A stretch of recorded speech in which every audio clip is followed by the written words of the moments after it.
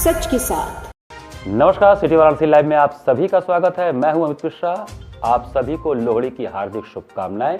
और आइए देखते हैं आज के हेडलाइंस।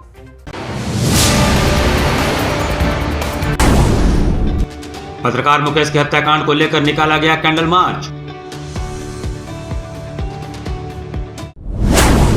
प्रतिबंधित चाइनीज मांझे के इस्तेमाल रोकने के लिए वाराणसी पुलिस कमिश्नरेट हुई सख्त। लंका पुलिस ने छतों से ड्रोन द्वारा शुरू की निगरानी। आनंद चंदोला खेल महोत्सव के तहत संपन्न हुआ मीडिया, शतरंज, बैडमिंटन, कैरम और टेबल टेनिस प्रतियोगिता। और महाकुंभ के श्रद्धालुओं के लिए दशाश्वमेध में बने रैन बसेरा का महापौर अशोक तिवारी ने किया शुभारंभ। घाटों के साफ सफाई का लिया जायजा। और अब समाचार विस्तार से। प्रतिबंधित चाइनीज मांझे के इस्तेमाल को रोकने के लिए वाराणसी कमिश्नरेट के अफसरों ने थानेदारों को सख्त निर्देश दिए। प्रतिबंधित चाइनीज मांझे के इस्तेमाल रोकने के लिए वाराणसी कमिश्नरेट के अफसरों ने थानेदारों को सख्त निर्देश दिए हैं। रविवार की शाम क्राइम मीटिंग ने भी पुलिस कमिश्नर मोहित अग्रवाल ने साफ कहा कि चाइनीज मांझे से अब किसी प्रकार की दुर्घटना न हो, जिसके बाद मकर संक्रांति से पूर्व सोमवार को पुलिस ने ड्रोन से निगरानी शुरू कर दी है। लंका पुलिस ने B2 माल, रश्मि नगर, भोगावीर, चित्तूपुर, साकेत नगर व अन्य भीड़ भाड़ वाले स्थानों पर ड्रोन के माध्यम से पतंग उड़ाने वालों की निगरानी के साथ ही ध्वनि विस्तारक यंत्र के माध्यम से लोगों को आगाह किया कि चीनी मांझा व नायलॉन मांझे का प्रयोग न करें, यह खतरनाक है, इसका प्रयोग दंडनीय अपराध है। तथा यह अपील भी की गई कि यदि कोई व्यक्ति चाइनीज मांझा बेच रहा हो या इसका प्रयोग कर रहा हो तो उसकी सूचना 112 नंबर या स्थानीय पुलिस को अवश्य दे। सूचना देने वालों की पहचान गुप्त रखी जाएगी। जानलेवा मांझा के प्रयोग करने वालों के विरुद्ध दंडात्मक कार्रवाई की जाएगी। छत्तीसगढ़ में पत्रकार मुकेश कुमार की निर्मम हत्या के विरोध में वाराणसी के पत्रकार समूह ने कैंडल मार्च निकाला। छत्तीसगढ़ में पत्रकार मुकेश कुमार की निर्मम हत्या को लेकर वाराणसी के पत्रकार समूह ने कैंडल मार्च निकाला। इस दौरान पत्रकारों ने मुकेश कुमार को श्रद्धांजलि अर्पित करते हुए कहा कि यह शासन और प्रशासन की उदासीनता का नतीजा है कि पत्रकारों के साथ इस तरह से घटना घटित हो रही है। हम शासन और प्रशासन से यह मांग करते हैं कि पत्रकार मुकेश कुमार के परिजनों में से किसी एक व्यक्ति को सरकारी नौकरी दिया जाए, पत्रकार सुरक्षा एक्ट लागू किया जाए, पत्रकारों के ऊपर हो रहे हिंसक घटना को गंभीरता से लेते हुए बदमाशों पर कठोर कार्रवाई की जाए। इस कैंडल मार्च में मुख्य रूप से राम सुंदर मिश्रा, राजू, राजेश अग्रहरी, अनिल अग्रहरी, तौफीक खान, राहुल शर्मा, मनीष, मोहम्मद आरिफ, स्मिता, कृष्ण सिंह सहित बड़ी संख्या में पत्रकार मौजूद रहे। पत्रकार की जिस तरह से निर्मम हत्या हुई है छत्तीसगढ़ में, ये निश्चित तौर पर बड़ा दिल दहला देने वाला है और सिर्फ हम नहीं, सभी आहत हैं इससे। और जब पत्रकारों की बात आती है तो निश्चित तौर पे मामला सिर्फ लिपापोती का होता है। यही अगर किसी नेता की हत्या हुई होती, किसी पुलिसकर्मी की हत्या होती, तो सिर्फ क्या एक जो जिसके नाम पे नामजद है वो सामने आकर के सिर्फ उसको एक मुकदमा करके जेल भेज दिया जाता? नहीं, उसके पैर में गोली मार दी जाती, उसको लंगड़ा कर दिया जाता, उसको पीट दिया जाता। लेकिन पत्रकारों के मामले में पता नहीं, न शासन न प्रशासन कुछ भी, कोई भी बोलने को तैयार नहीं होता है। अगर पत्रकारों के खिलाफ ऐसे ही होती रही तो हम अपना कैमरा, माइक आईडी रख करके फिर विरोध प्रदर्शन करेंगे। टीबी रोग के उन्मूलन के लिए सोमवार को वेद पाठी बटुकों ने जन जागरूकता रैली निकाली। केंद्र सरकार और स्वास्थ्य मंत्रालय द्वारा देश में टीबी रोग के उन्मूलन के लिए चलाए जा रहे जन जागरूकता अभियान के तहत सोमवार 13 जनवरी को वाराणसी में जन जागरूकता अभियान के तहत वेद पाठी बटुकों द्वारा रैली निकाली गई एवं संगोष्ठी के माध्यम से टीबी रोग के प्रति लोगों में फैले भ्रम को भी दूर किया गया। जन जागरूकता एवं सूर्य नमस्कार के माध्यम से लोगों को टीबी रोग के प्रति जागरूक किया गया। रविदास पार्क के सामने स्थित रामेश्वर मठ में संचालित स्वामी नारायणानंद तीर्थ वेद विद्यालय के संयोजन में महर्षि संदीपनी वेद विद्या प्रतिष्ठान उज्जैन, आचार्य गोपाल चंद्र मिश्र वैदिक उन्नयन संस्थान, श्री पट्टाभिराम शास्त्री वेद मीमांसा अनुसंधान केंद्र एवं सुबह बनारस आनंद कानन के संयुक्त तत्वावधान में प्रातः 8 बजे जन जागरूकता रैली निकालकर विभिन्न रास्तों से होते हुए सुबह बनारस मंच 80 घाट पर पहुंचे और सूर्य नमस्कार के माध्यम से लोगों में टीबी रोग उन्मूलन के लिए जन जागरूकता फैलाया गया। इस अवसर पर आयोजित संगोष्ठी को संबोधित करते हुए मुख्य अतिथि काशी हिंदू विश्वविद्यालय के ससुंदरा अस्पताल के पूर्व चिकित्सा अधीक्षक एवं न्यूरोलॉजी विभाग के पूर्व विभागाध्यक्ष न्यूरोलॉजिस्ट डॉक्टर विजयनाथ मिश्रा ने कहा कि टीबी रोग को छुपाए नहीं, बल्कि रोग होने पर इसकी जानकारी परिवार को दें, चिकित्सक को दिखाएं और सही ढंग से इलाज करें। केंद्र और राज्य सरकार द्वारा इसके लिए निःशुल्क इलाज की व्यवस्था है। कार्यक्रम का संयोजन रामेश्वर मठ के उत्तराधिकारी शिष्य स्वामी लखन स्वरूप ब्रह्मचारी ने किया। कार्यक्रम का संचालन योगाचार्य रितेश आचार्य ने किया। आए हुए अतिथियों का स्वागत रामेश्वर मठ के प्रबंधक वरुणेश चंद्र दीक्षित ने किया तथा धन्यवाद स्वामी नारायणानंद तीर्थ वेद विद्यालय के प्राचार्य जयंत प्रदीप त्रिपाठी ने किया। इस अवसर पर ज्योति स्वरूप तिवारी, प्राचार्य श्री पट्टाभिराम शास्त्री वेद मीमांसा अनुसंधान केंद्र, वेदमूर्ति शालिग्राम शर्मा, प्राचार्य गोपाल चंद्र मिश्र, वैदिक उन्नयन संस्थान अमित पांडे, योगेश तिवारी सहित काफी संख्या में लोग उपस्थित थे। टीबी जो क्षय रोग है, इसको उन्मूलन के लिए जो है वेद की समस्त शाखाओं के वेदाध्यायी अध्यापक और छात्रों ने जो है यह जनजागरूक आयोजन किया। सूर्य के अभ्यर्चना के साथ 80 घाट से प्रारंभ हुआ, जिसमें लगभग 400 से अधिक बटुकों ने और वहाँ की जनता ने इस भव्यता के साथ मंत्र पूर्वक, क्योंकि मंत्र में एक अद्वितीय शक्ति है, वैदिक परिपाटी, ये वैदिक गण राष्ट्र की सुरक्षा मंत्रों के माध्यम से करते हैं। आने वाले विघ्नों का संपूर्णतया निरासरण वैदिक मंत्रों के माध्यम से होता है। काशी में महाकुंभ को लेकर सुरक्षा व्यवस्था और स्वच्छता के लिए महापौर से लेकर अधिकारी तक जमीन पर उतर गए हैं। महाकुंभ सोमवार को पौष पूर्णिमा से शुरू हो गया है, जिसको देखते हुए काशी में भी सुरक्षा व्यवस्था और स्वच्छता को लेकर महापौर से लेकर अधिकारी तक जमीन पर उतर चुके हैं। श्रद्धालुओं को किसी प्रकार कोई दिक्कत न हो, इसके लिए खुद वाराणसी के महापौर अशोक तिवारी वाराणसी के दशाश्वमेध घाट पहुंचे। उन्होंने साफ सफाई को लेकर कुछ दिनों पहले बैठक किया था और बैठक में सख्त निर्देश दिया था कि अगर कहीं पर भी घाटों पर कूड़ा कचरा या गंदगी फैला हुआ मिलेगा तो सख्त कार्रवाई की जाएगी। इसी की जांच परख और निरीक्षण करने के लिए खुद दशाश्वमेध घाट पहुंचे और देखा कि घाट के किनारे कूड़े का अंबार एवं गट्ठर भरा फूल सड़े हुए मिले। इस पर महापौर ने अधिकारियों को और घाट प्रशासन को खूब डांट फटकार लगाई। इसके बाद महापौर ने घाट से लेकर गोदोलिया चौराहे तक स्थल निरीक्षण किया। वहां पर भी साफ सफाई के नाम पर बड़ा बड़ा दावा हुआ था, लेकिन कूड़ा कचरा मिला। इसके बाद महापौर अशोक तिवारी ने गोदोलिया पर एक शौचालय का निर्माण हो रहा है, उसका निरीक्षण करने के लिए पहुंचे, जिसमें शौचालय में लापरवाही मिली और वहां पर कर्मचारियों को भी डांट फटकार खूब लगाई। शौचालय में सामान लग रहा था, सब डुप्लीकेट लग रहा था, जिसको देखकर महापौर आग बबूला हो गए और खूब फटकार लगाई। मीडिया से बात करते हुए क्षेत्रीय विजय द्विवेदी पार्षद ने बताया कि महाकुंभ के दृष्टिगत गोदोलिया चौराहे से लेकर दशाश्वमेध घाट, राजेंद्र प्रसाद घाट और चितरंजन पार्क तक स्थलीय निरीक्षण किया गया है। वहां पर सफाई गुणवत्ता को देखते हुए जो रैन बसेरा बने हैं उसकी उन्होंने जांच की और वहां पर लगे कर्मचारियों को दिशा निर्देश दिया कि आने वाले देवतुल्य हमारे तीर्थयात्री हैं, उनकी सेवा में कोई कमी होने पर तत्काल रूप से कार्रवाई होगी। कुंभ को मद्देनजर रखते हुए आज माननीय मेयर साहब ने गदौलिया से लेकर दशाश्वमेध घाट, राजेंद्र प्रसाद घाट, चितरंजन पार्क वगैरह का दौरा किया और यहाँ पे सफाई की गुणवत्ता को देखते हुए और जो रैन बसेरा बना है नगर निगम की तरफ से, उसकी उन्होंने जांच की, उसकी गुणवत्ता की और वहाँ पे लगे कर्मचारियों को दिशा निर्देश दिया कि आने जाने वाले देवतुल्य जितने भी हमारे तीर्थयात्री है उनकी सेवा में कोई कमी होने पे तत्काल कार्रवाई होगी। महाकुंभ को लेकर प्रयाग से वाराणसी आने वाले श्रद्धालुओं के लिए नगर निगम की तैयारियां अंतिम रूप में हैं। प्रयागराज में होने वाले महाकुंभ को लेकर वाराणसी में आने वाले श्रद्धालुओं को देखते हुए नगर निगम ने भी अपनी तैयारियों को अंतिम रूप दिया है। इस तैयारी के संबंध में आज सोमवार को प्रेस वार्ता कर नगर आयुक्त ने अपनी तैयारी के बाबत पत्रकारों को बताया कि हेल्पलाइन डेस्क बनाया गया है जो Kashi integrated control command centres में स्थापित किया गया है, जिसका टोल फ्री नंबर 1533 है। यह कंट्रोल सेंटर में 3 शिफ्टों में कार्य करेंगे। यहां प्राप्त होने वाली शिकायतों को तत्काल समाधान किया जाएगा। उन्होंने बताया कि काशी आने वाले श्रद्धालुओं को देखते हुए 20 अतिरिक्त स्थायी रन बसेरा बनाए गए हैं जहां सभी सुविधाएं उपलब्ध हैं।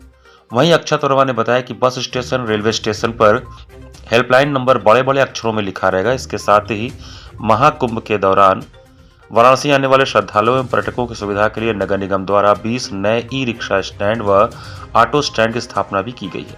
इन सभी जगहों ऑटो रिक्शा व ई रिक्शा के दर निर्धारित किए गए हैं जिससे श्रद्धालुओं से अधिक पैसे की वसूली न हो सके। वाराणसी के सभी कुंडों व तालाबों की सफाई भी की गई है। घाटों पर श्रद्धालुओं के लिए उपयुक्त चेंज रूम की व्यवस्था की गई है।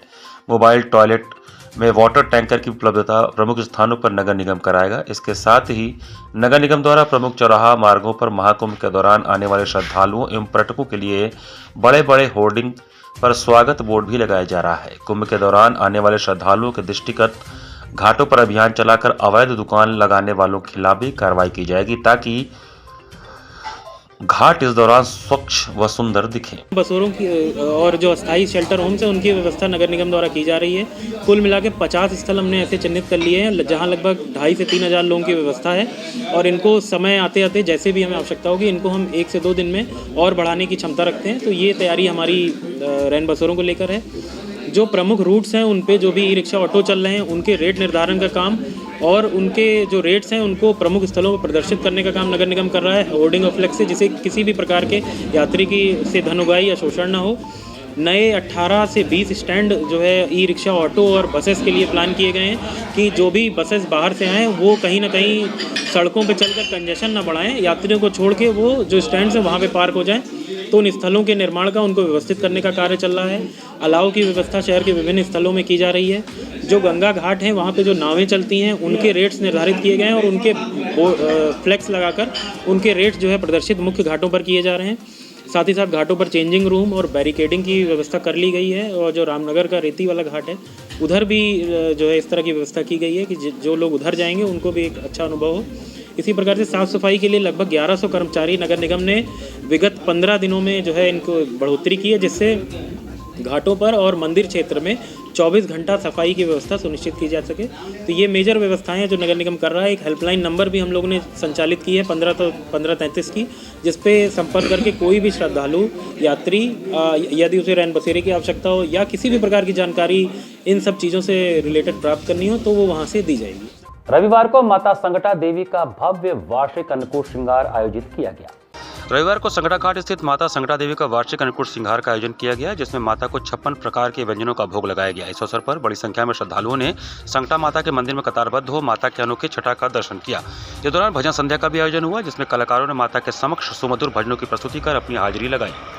जनता हिताय समिति सामाजिक साहित्यिक संस्था द्वारा कातिल चाइनीज मांझा का बहिष्कार, कंबल वितरण एवं कवि सम्मेलन का भव्य आयोजन किया गया। जनता हिताय समिति सामाजिक साहित्यिक संस्था द्वारा कातिल चाइनीज मांझा का बहिष्कार, कंबल वितरण एवं कवि सम्मेलन का भव्य आयोजन किया गया। इस अवसर पर अतिथियों द्वारा दीप प्रज्वलन व मां सरस्वती जी की प्रतिमा पर पुष्प अर्पित कर सर्वप्रथम चाइनीज मांझा का विरोध करते हुए इसको कतई भी लोगों को इस्तेमाल न करने के लिए प्रेरित किया गया और शपथ लिया गया कि जनहित में जनता हिताय समिति के स्वयंसेवक अपने अपने क्षेत्र में लोगों को जागरूक करें, कातिल मांझा से पतंग न उड़ाने की अपील करें। इस अवसर पर आयोजित कवि सम्मेलन में एक से बढ़कर एक कवियों ने भव्य मंच पर प्रस्तुति दी। वहीं गर्म वस्त्र का वितरण भी हुआ। इस अवसर पर जरूरतमंद लोगों को 100 वस्त्र एवं लैया पट्टी भी वितरित किया गया। कार्यक्रम के मुख्य अतिथि पीके मुखर्जी, कार्यक्रम अध्यक्ष डॉक्टर सुभाष चंद्रा, वरिष्ठ समाज सेवी, विशिष्ट अतिथि रवि नंदन तिवारी, अध्यक्ष रोटरी वाराणसी शिवगंगा, विशिष्ट अतिथि झरना मुखर्जी, वरिष्ठ साहित्यकार ने अपने उद्बोधन में समिति द्वारा जनहित कार्य करने के लिए भूरी भूरी प्रशंसा की। कार्यक्रम का कुशल संचालन महेंद्र अलंकार ने किया। अतिथियों का स्वागत संस्था के संस्थापक अध्यक्ष मधुसूदन त्रिपाठी ने किया। माल्यार्पण एवं कंबल वितरण, लैया पट्टी वितरण में सहभागिता में मनोज राय, शिव प्रकाश दुबे, पीके तिवारी, प्रतुल खरे, झरना मुखर्जी, शीला त्रिपाठी, विजय लक्ष्मी, अर्चना सिंह का सहयोग रहा। श्री शिव महापुराण कथा के छठे दिन सत्कर्म के साथ मानव को मोक्ष के मार्ग को प्रशस्त करने का वर्णन किया गया। काशी गंगा सोशल फाउंडेशन के तत्वावधान में ककरमत्ता क्षेत्र में चल रहे शिव महापुराण कथा के छठे दिन कथावाचक ने कहा कि सद्कर्म के साथ मानव को मोक्ष की तैयारी भी करनी चाहिए। दान करने से मनुष्य पुण्य के मार्ग पर जाता है और पाप के धन का मार्ग अस्पताल की ओर जाता है।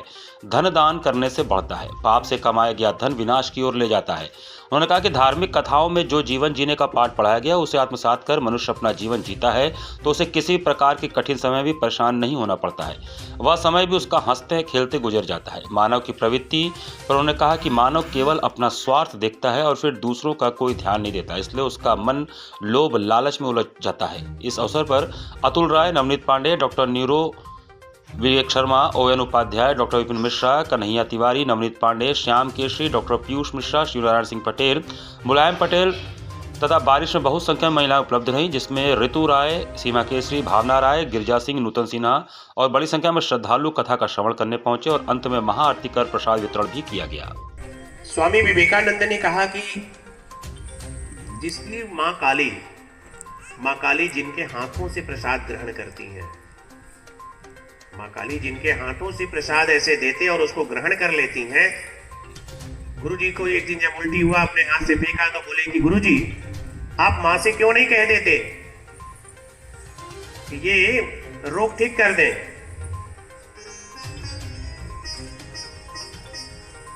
स्वामी विवेकानंद के कहने पर रामकृष्ण परमहंस जी ने कहा अवश्यमेव भोक्तव्यम तत्कर्म शुभाशुभम, जो ये हमारे किए हुए पूर्व जन्म के पाप हैं। 2 दिवसीय न्यूरोथेरेपिस्ट योद्धा सम्मान समारोह का रविवार को समापन हुआ। 11 और 12 जनवरी को लक्सा स्थित मारवाड़ी युवक संघ में आयोजित 2 दिवसीय न्यूरोथेरेपिस्ट योद्धा सम्मान समारोह का रविवार को समापन हुआ। इस कार्यक्रम का मुख्य उद्देश्य था न्यूरोथेरेपिस्ट योद्धाओं का सम्मान करना और योद्धाओं के कामों में ऊर्जा भरना। यही नहीं, लगभग 40 से ज्यादा लोग इस पूरे कार्यक्रम में शामिल थे। आयोजनकर्ताओं का मानना था कि देश विदेश से लोग इस कार्यक्रम में शामिल हुए। वहीं इस कार्यक्रम के माध्यम से संस्था ने हजारों लोगों को सुविधा प्रदान कर रही है। वहीं आए हुए योद्धाओं में एक अलग सी ऊर्जा देखने को मिल रही थी। योद्धाओं का मानना है कि अगर इस तरीके से लोग हमसे जुड़ें और अन्य लोगों की मदद करें तो लोग ज्यादा स्वस्थ व सेहतमंद रह सकेंगे। जो बच्चे सीख करके आगे बढ़ रहे हैं उनको प्रोत्साहित करने के लिए ये योद्धा सम्मान समारोह का आयोजन किया गया है और इस योद्धा सम्मान समारोह के ही द्वारा हम बच्चों को आगे बढ़ने के लिए प्रोत्साहित कर रहे हैं। इसीलिए योद्धा सम्मान समारोह का आयोजन किया गया है। कितने लोग शामिल हुए हैं और किन किन देशों से लोग आए हुए हैं? बाहर से भी लोग आए हैं और जो है कि दुबई से भी लोग आए हैं। इंडिया के हर कोने से लोग आए हुए हैं और हम ये चाह रहे हैं कि भाई सबका मान सम्मान हो और सब आगे बढ़े, रोजगार के क्षेत्र में भी आगे बढ़े। इसीलिए ये न्यू तरक्की योद्धा सम्मान समारोह का आयोजन किया गया। काशी पत्रकार संघ द्वारा संचालित वाराणसी प्रेस क्लब द्वारा आयोजित 37वीं Dinanath Gupt media badminton, Vishwanath Singh Daddu table tennis, carrom एवं शतरंज प्रतियोगिता का समापन हुआ। संदीप गुप्त ने वर्चस्व कायम करते हुए पराक्रम स्मृति भवन के ईश्वर चंद्र सिन्हा बहुउद्देशीय सभागार में खेले जा रहे आनंद चंदोला खेल महोत्सव के दूसरे चरण में तिहरा खिताब जीत लिया, जबकि प्रशांत मोहन ने अपनी झोली में दोहरा खिताब डाला। काशी पत्रकार संघ से संचालित वाराणसी प्रेस क्लब द्वारा आयोजित 37वीं दीनानाथ गुप्त स्मृति media badminton, Vishwanath Singh Daddu table tennis, carrom एवं शतरंज प्रतियोगिता के अंतिम दिन सोमवार को ये मैच खेले गए। शतरंज के मुकाबले में अजय रहते हुए 5 अंकों के साथ शीर्ष स्थान हासिल किया। संतोष चौरसिया दूसरे स्थान पर रहे। मनोज राय, चंदन रूपानी, ओपी राय चौधरी और नीलाम्बुश तिवारी ने तीसरा, चौथा, 5वां और 6ठा स्थान प्राप्त किया। कैरम के एकल मुकाबले के फाइनल में संदीप ने पंकज त्रिपाठी को 9-7, 16-0 से हराया, जबकि युगल के फाइनल में आर संजय और सुनील शुक्ल की जोड़ी ने संदीप गुप्त और रविंद्र त्रिपाठी को 9-0, 10-2 से पराजित किया। बैडमिंटन एकल खिताबी मुकाबले में प्रशांत मोहन ने संदीप गुप्त को 11-0, 11-3 तथा युगल में संदीप गुप्त व नीलाम्बुज तिवारी की जोड़ी ने प्रशांत रोहित चतुर्वेदी की जोड़ी को 7-11, 11-7, 11-7 से पराजित किया। टेबल टेनिस के एकल फाइनल में प्रशांत मोहन ने कड़े संघर्ष में चंद्रप्रकाश को 15-7, 12-15 और 15-7 से हराया। उधर युगल के खिताबी मुकाबले में चंदन रूपानी और विनय शंकर सिंह की जोड़ी ने प्रशांत मोहन और पंकज त्रिपाठी की जोड़ी को 15-7, 7-15, 15-12 के संघर्षपूर्ण मुकाबले में हराया। शतरंज में विजय कुमार और दिनेश पाठक, कैरम में अंतर्राष्ट्रीय रेफरी रमेश वर्मा की देखरेख में राष्ट्रीय एम्पायर अश्विनी चक्रवाल, अभिषेक विश्वकर्मा, रवि आर्य और शोएब रजा ने निर्णायक की भूमिका निभाई। खेल संयोजक कृष्ण बहादुर रावत ने बताया कि विजेता एवं उप विजेता प्रतिभागियों को 26 जनवरी को आयोजित भव्य समारोह के दौरान पुरस्कृत किया जाएगा। इस मौके पर काशी पत्रकार संघ के अध्यक्ष डॉक्टर अत्रि भारद्वाज, महामंत्री अखिलेश मिश्र, वाराणसी प्रेस क्लब के अध्यक्ष अरुण मिश्र, मंत्री विनय शंकर सिंह, पूर्व अध्यक्ष योगेश कुमार गुप्त, सुभाष चंद्र सिंह, विनय सिंह, लक्ष्मीकांत द्विवेदी, अजय कृष्ण चतुर्वेदी मौजूद रहे। बैडमिंटन, शतरंज, कैरम, टेबल टेनिस के फाइनल है, सिंगल्स और डबल्स के। इसमें 64 खिलाड़ी हिस्सा ले रहे हैं सारे खेलों में। अभी तक बैडमिंटन का फाइनल चल रहा है। कितने दिन से आयोजन ये चल रहा है? 3 दिन से चल रहा है। ये लोग लगभग शामिल हुए? इसमें लिए थे 72 लोगों ने भाग लिया था सारे गेमों में। अभी तक सारे फाइनल हो गए। कैरम का फाइनल हो गया है और ये बैडमिंटन का चल रहा है। कितने वर्षों से ये टूर्नामेंट आयोजित? ये 37 साल से चल रहा है लगातार। इंटरनेशनल किक बॉक्सिंग प्रतियोगिता के लिए चयनित खिलाड़ी अरविंद पटेल का सम्मान समारोह आयोजित किया गया। इंटरनेशनल किक बॉक्सिंग प्रतियोगिता के लिए चयनित खिलाड़ी अरविंद पटेल का रविवार को सम्मान समारोह आयोजित किया गया। इस आयोजन का मुख्य उद्देश्य हमारे समाज के सभी वर्ग के खिलाड़ियों को खेल के लिए प्रेरित करना और उनका उत्साह के साथ मनोबल बढ़ाना है, जिसको अरविंद पटेल के गांव के वरिष्ठ लोगों द्वारा आयोजित किया गया।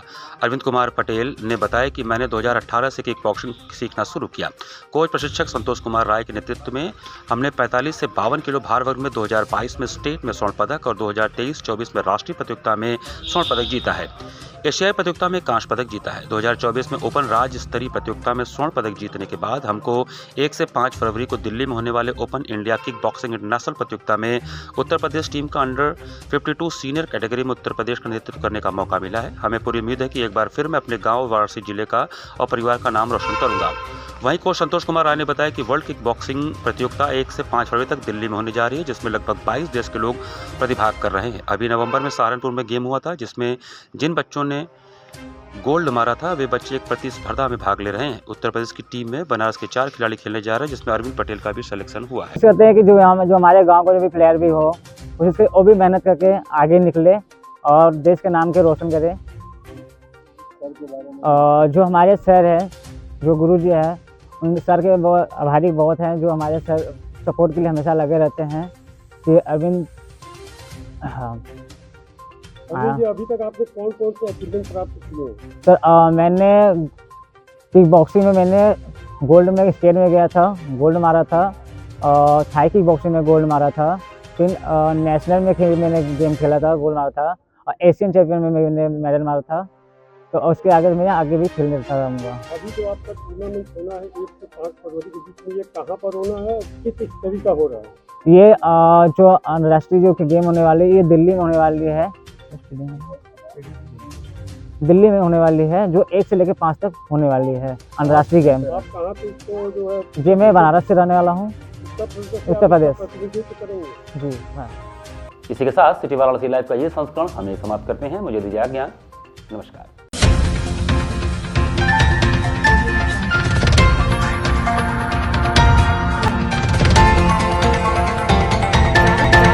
लाइव, सच के साथ।